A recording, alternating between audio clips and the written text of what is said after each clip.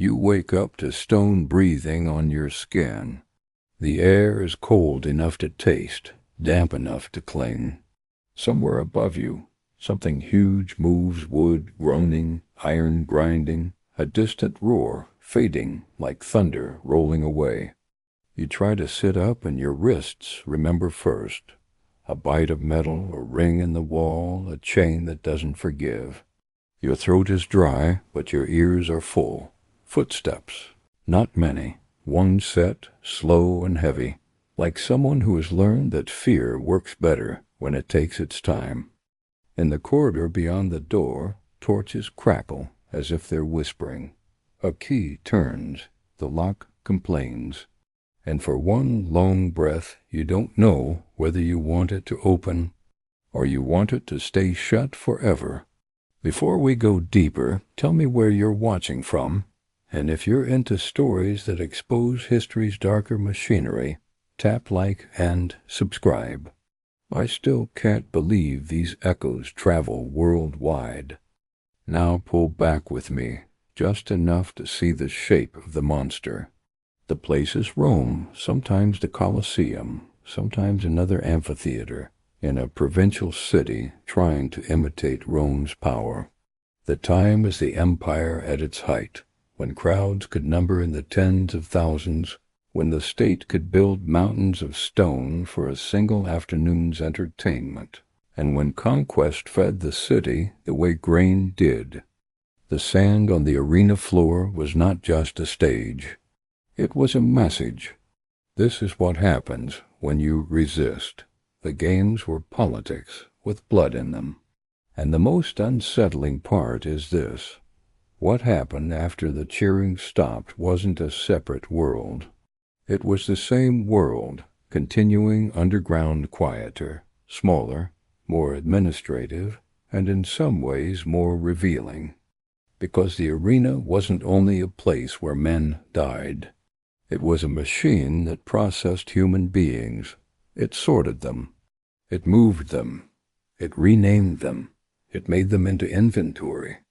And after a victory, after the roar, the gesture of mercy or the downward thumb, after the last body was dragged from the sand, there was a hidden economy that began to move. Not coins, not gold, people, especially women captured in war, condemned by courts or seized during crackdowns and raids. Not prisoners in the modern sense. Not people the state planned to rehabilitate. People the state planned to use. To understand what Roman gladiators did to female prisoners after victory, you have to understand the strange contradiction at the heart of gladiators themselves. They were disposable and celebrated at the same time. They were property and celebrity at the same time. Their sweat could be sold. Their names could be painted on walls. Their deaths could be demanded by strangers who didn't know them. The city treated them like a thrilling kind of animal, dangerous, adored, feared. And an empire that fears its weapons always learns a trick. Reward them just enough to keep them loyal, but never enough to make them free.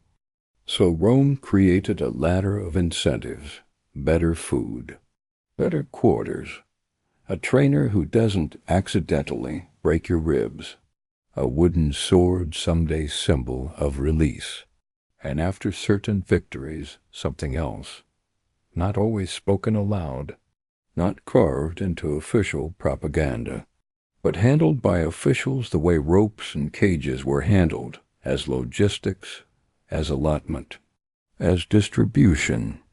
The games were not just a fight. They were a marketplace of favor. When a gladiator won big, when the crowd loved him, when an elite sponsor wanted the arena to feel like a miracle he personally paid for, the winner didn't only walk away alive. He was seen. He was marked as useful. And in the shadow world beneath the arena, usefulness was often rewarded with access. The first anchor in this story is a woman I'll call Livia, not because that was her name, but because she no longer has a name, anyone will write down.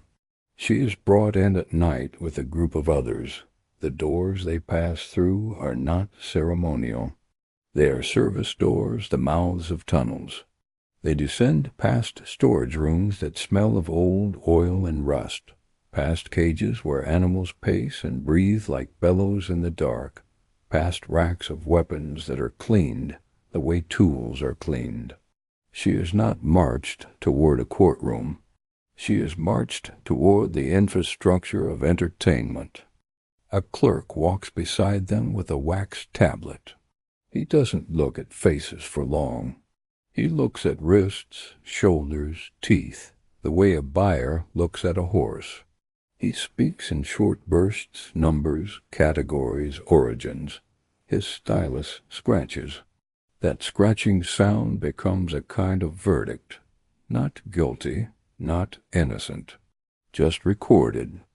This is the second anchor, a young arena clerk named Gaius, barely old enough to shave without cutting himself, who has been assigned the job no one brags about at dinner. He isn't a gladiator. He isn't a senator. He is the thin layer of bureaucracy between violence and paperwork. He tells himself it's just a job. He tells himself he's keeping order. He tells himself that if he does it, he can feed his family. And like so many people living under a vast system, he finds comfort in procedures. Procedures feel clean. Procedures feel like someone else's responsibility. Gaius has learned the layout of the hypogeum, the underworld beneath the arena floor, like a map of nerves. He knows where the animal handlers sleep. He knows where the lifts are, where the trapdoors breathe open and shut. He knows which corridors are loud and which corridors swallow sound. And he knows the cells that are not discussed when visitors tour the marvels of Roman engineering. They are small chambers, stone, narrow, built with a deliberate economy of space. Rings in walls, hooks, a bench that is too precisely placed to be an accident, a door that locks from the outside. Sometimes scratch marks on stone, so deep they look like someone tried to dig their way out with fingernails. These rooms are not glorious. They are not heroic. They are practical. If you're waiting for a single villain, you won't find one. Rome didn't need a monster in a mask. It had a system. And systems don't snarl, they stamp forms. Above, the sunlit world is still draining away after the games. The crowds spill out like water, laughing, arguing, complaining about the price of snacks, reenacting the best kill with their hands in the air. Vendors fold up their cloth. The last chants dissolve into ordinary street noise. In the emperor's box, curtains are drawn. In the sponsor's home, servants pour wine. A city returns to itself.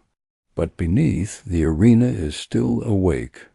Gladiators come down the ramps in groups, some limping, some carried, some walking with a strange, quiet pride that looks almost like calm. They pass the medical station where a man with stained hands checks wounds the way a carpenter checks cracks in wood. They pass the armory where straps are loosened and metal is set down. But for certain winners, the ones the crowd demanded to see survive, the ones whose name is shouted like a prayer, there is another escort. Not to the barracks, not yet. A guard falls in at the shoulder. Not as a friend, but as a reminder. Another guard walks ahead, and Gaius walks with them too, because Gaius carries the tablet, and the tablet carries the permission. Here is the first curiosity spike, the first twist that should make you lean closer. The winner's prize is not presented as cruelty. It is presented as order.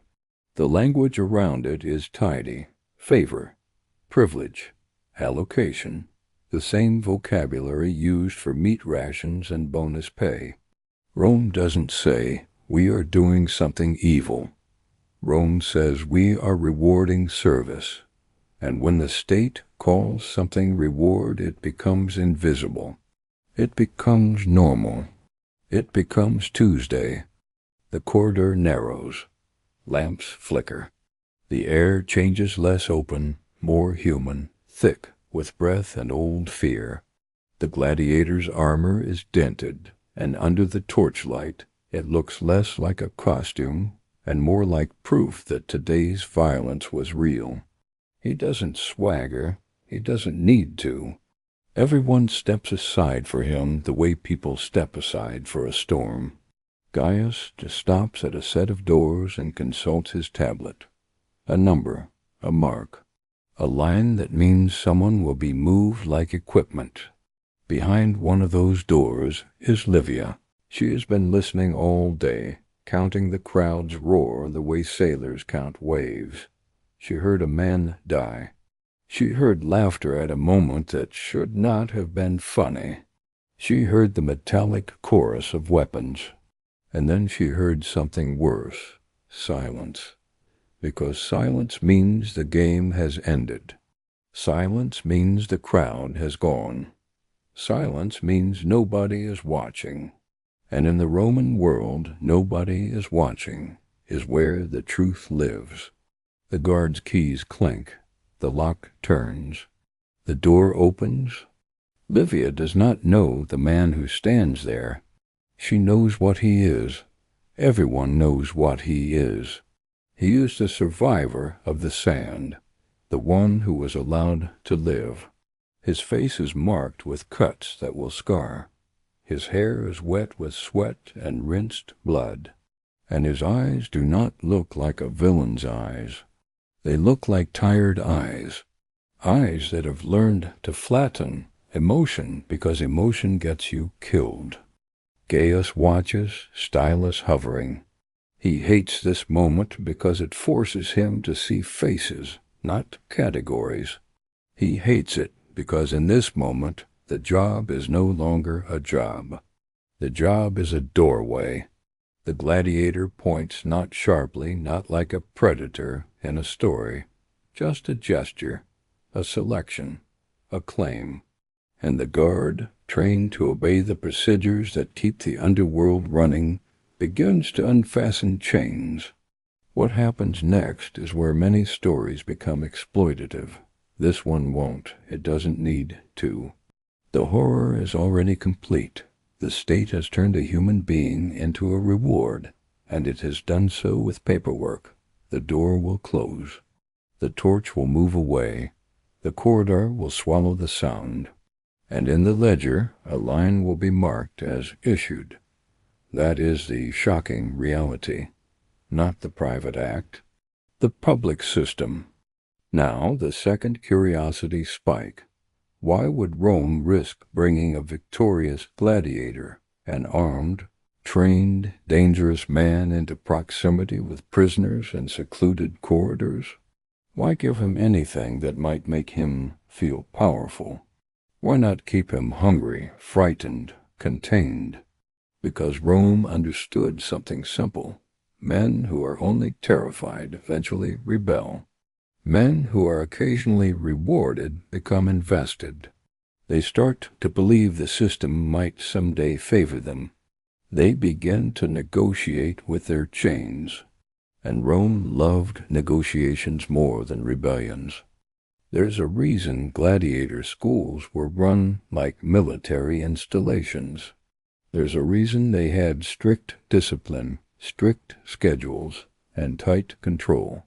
There's a reason they were fed well enough to fight, but not well enough to forget who owned them. Every gladiator was a potential Spartacus in the making, someone who knew how to kill and had reasons to hate.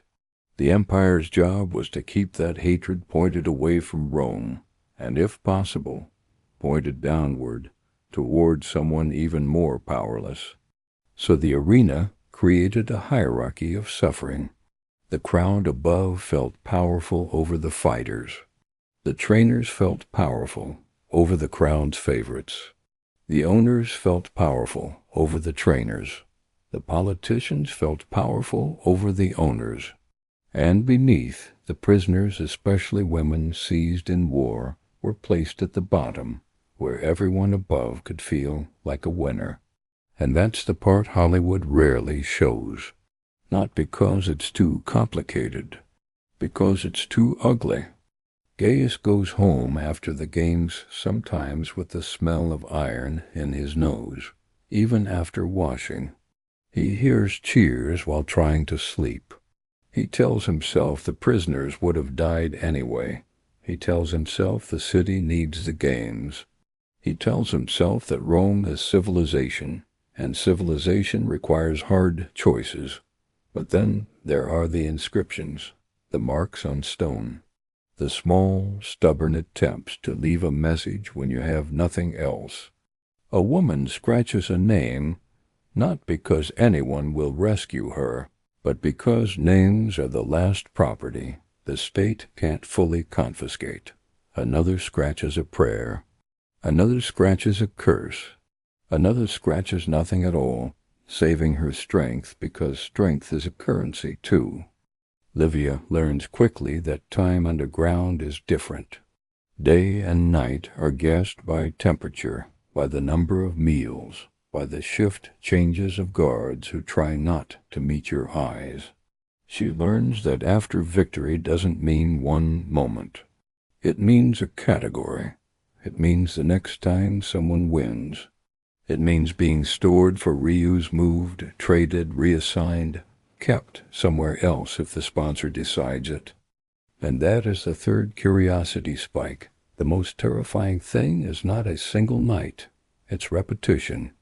It's the way the system is built to happen again and again without anyone needing to feel like they're doing something new. Rome was a genius at repetition. Roads, laws, taxes, legions. The arena was not an exception. It was a mirror. In the days following the games, the city speaks of heroes. Children reenact the fights with sticks. Artists paint the winner's stance. Merchants sell little figurines. A senator boasts that his sponsored games were generous. So many animals, so many combats, such a spectacle. He says it like a man describing fireworks. No one says so many prisoners processed. No one says so many lives reassigned, because the public story must remain clean. Rome needs to believe it is orderly. Rome needs to believe it is righteous. Rome needs to believe the violence is controlled and meaningful. So the violence that is hard to justify happens underground, where it doesn't have to be justified at all. Gaius is ordered one morning to bring a prisoner transfer list to a high-ranking official, an arena manager who speaks softly and never raises his voice. That's how you know he's powerful. Powerful men don't need volume. They have structure. The manager points to two names, or rather, two numbers, and tells Gaius they are being moved to a different holding facility. There is a request. There is always a request. Sometimes from a patron. Sometimes from a wealthy woman obsessed with gladiators, chasing danger like perfume. Sometimes from a soldier who wants a reminder that conquest has benefits. Sometimes from the lanista himself, the man who owns the fighters and understands that you don't motivate killers with speeches. You motivate them with privileges that feel like choices. Gaius asks, once, carefully, as if he's asking about supply shipments, "Why those ones?" The manager looks at him with mild surprise, not anger. Surprise, like a man who doesn't understand why a broom would ask why it sweeps. Because the manager says they're suitable. One word that can erase a soul. Livia is moved with her hands bound, not because she is dangerous, but because procedure requires it. She is led past the animal cages. She hears the wet snort of something large. She passes a wall where a gladiator's name is carved with a heart beside it. Someone admired upstairs, someone feared downstairs. The corridor opens into a loading area where carts are kept. She sees the sky for half a second through a gap and almost cries, not from hope, but from remembering that the world is bigger than stone. Then the gap closes. The world becomes stone again. There is a temptation in stories like this to paint the gladiator as the sole predator. But the truth, both in historical systems and in any believable human drama, is more complex and more chilling. Many gladiators were enslaved men, brutalized, controlled, and commodified. Some would have acted with cruelty. Some would have acted with indifference. Some, in rare cases, might have acted with a kind of numb mercy, because numb mercy is all that remains when your own humanity has been rented out. And that's the paradox that makes the story linger. The winner is not free either. He is a weapon, the state points. If he refuses a privilege, he risks punishment. If he accepts it, he becomes a participant in the same machinery that is grinding him down. Rome didn't just create victims. It created chains of complicity. Livia learns to read footsteps. The heavy tread of a guard who likes power. The quick step of a clerk who wants to be elsewhere. The limping step of a wounded fighter. The pause outside a door that means someone is deciding what kind of person they're going to be for the next 5 minutes. Gaius begins to change, but not heroically, not in a way that makes him a savior. Only in the smallest, most dangerous way. He hesitates. He looks away from the tablets and toward faces. He sleeps poorly. One night, a woman collapses in the corridor. No drama, just legs giving out. A guard curses and drags her upright. Gaius flinches. The guard laughs. "Don't get soft," he says. Soft men don't last here. That's when Gaius understands the hypogeum's real purpose. It isn't just beneath the arena. It's a school for cruelty. It teaches ordinary men how to stop feeling, how to treat suffering like routine work.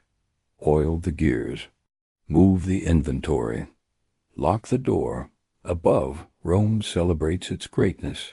Below, Rome maintains it. As the next games approach, the underground fills again. New animals, new prisoners. The machine needs fuel. Livia hears preparations echo through stone.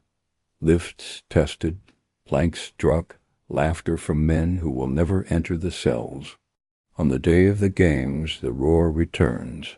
It shakes dust loose. Livia presses her forehead to the wall and feels a heartbeat that isn't hers. A man is dying above. A crowd is cheering.